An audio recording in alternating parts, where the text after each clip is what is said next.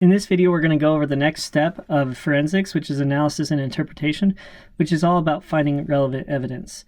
So the first thing we're going to do is extract files, and there's many types of files that we could try to extract, including emails, internet history, chat logs, documents, spreadsheets, PDFs, text files, financial data, files that have been renamed to the incorrect file extension to try to hide the contents of the file. Additionally, we could extract hidden files. Such examples include deleted files, hidden folders, deleted internet history, etc. And then we are going to process the evidence that we have extracted. This includes the date, the time, the path of this file, the type of file it is, the count, which can refer to the number of times that it's edited, the title of the file, the user that modified or created the file, the current status of the file, the full size of the file, etc. Then from here, we're going to document our evidence. This includes taking notes as well as creating a timeline of the sequence of events of how all these files are interlinked.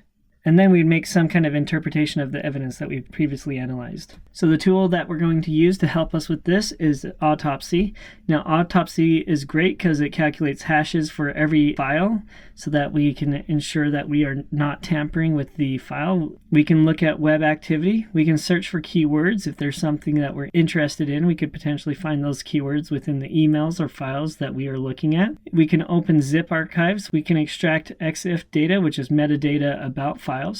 We can analyze PST files, which are basically Outlook files or Mbox email files that are associated with each one of the accounts that someone may be using for email. We can examine recent user activity.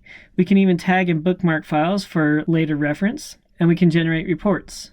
So what I want you to do is open Autopsy, and hopefully you have a USB drive that is 8 gigabytes or smaller. So what you need to do is use FTK to first image that USB drive. You should have already done that. And then what you're going to do is use Autopsy to explore the evidence in this drive. So follow the steps in this slide and then answer the following question. Do you see anything on your image that is interesting?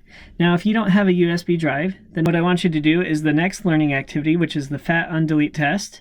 So you'll follow the same steps and then come back here and then compare your answers. All right, welcome back.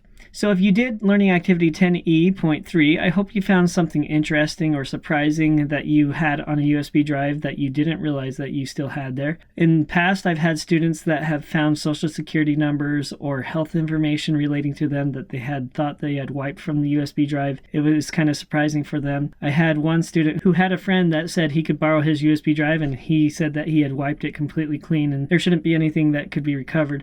But this friend was able to plug it in and find a bunch of personal information about his friend. So be careful with this. Make sure that you are wiping devices completely clean before you give them to someone else. For the purpose of this illustration, we are going to do the Undelete test using Autopsy. So here I am in Autopsy. I'm going to go ahead and create a new case, and we'll call this the Undelete Test. And we'll just save it to the desktop. Hit next. We'll give the case number, and then we could use our name and then provide any other information. I'll just go ahead and click finish. Then it will take some time to create a case database. Once this is done, then we'll be able to look at the contents of this file.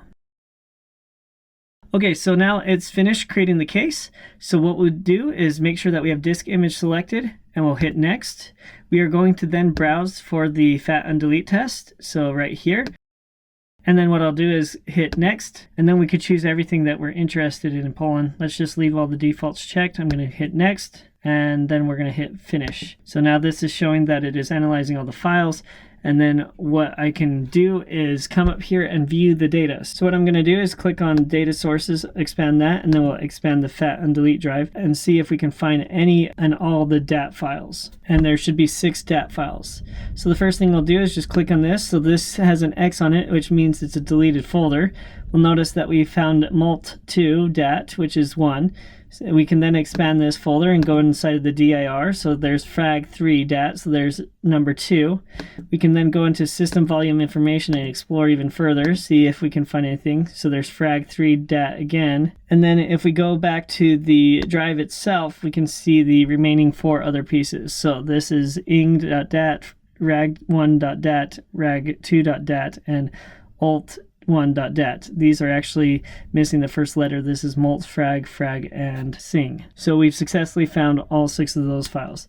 So that's basically how you would explore the data here. Additional things that you can do is click on this views, and you can actually browse by file types. So you can look at extensions, so if images, audio, videos, they would all be pulled up here. Any executable files or documents, there's multiple different types of documents that are pulled into here as well. We could then go to the deleted section and we could actually find all the files right here compiled together. So here they are again, 1, 2, 3, 4, 5, 6, and frag 3 is repeated down here again. So those are our 6 files. We can then browse by file size if we know that the file is between a certain range. We can then create reports or tag our content. Over here we can do a keyword search. So what I'm going to do is a substring match, and we're going to look for a .dat file, and we'll search, and we can actually find all the dat files through the search pane. And then there's this additional view called the timeline view, which will show us when these files were actually created or added to the device. So this is very helpful if we're trying to create a timeline of the events. The next thing we're going to talk about for analyzing files is hex editors. Hex editors allow us to see a file and all of its contents in hexadecimal. So hexadecimal is from 0 to F, so count 0 to 9, and then A through F is 6, so 0 to 9 is 10, and A through F is 6, so that's 16, so that's where you get hex, a decimal. Hex meaning 6 and decimal meaning 10, so there's our 16 different character possibilities. Hex editors will allow us to identify header and trailer signatures. Each file has its own header. We'll show you a list of these header or trailers in just a second. But the point of a hex editor is to reconstruct maybe a corrupt file or a file that's been segmented during formatting of a hard drive, etc. So let's go ahead and click this link. So this Wikipedia page offers a list of all the file signatures. This includes file headers and footers if there are any footers. So let's just search for a common file type such as JPEG. So we can see the file header is going to start with these 4 groupings of hexadecimal characters, and even further it's going to include that much more if we're looking at JPEG files in the JFIF format. Now we could look for like a docx, and we would see the start of what a docx would look like. We could look for a PNG file, and that would show us the header there. So you could just search this to find a bunch of the headers. So let's go through an exercise where I've created a file called What's This? So the file header should be the first hexadecimal characters that appear in the file.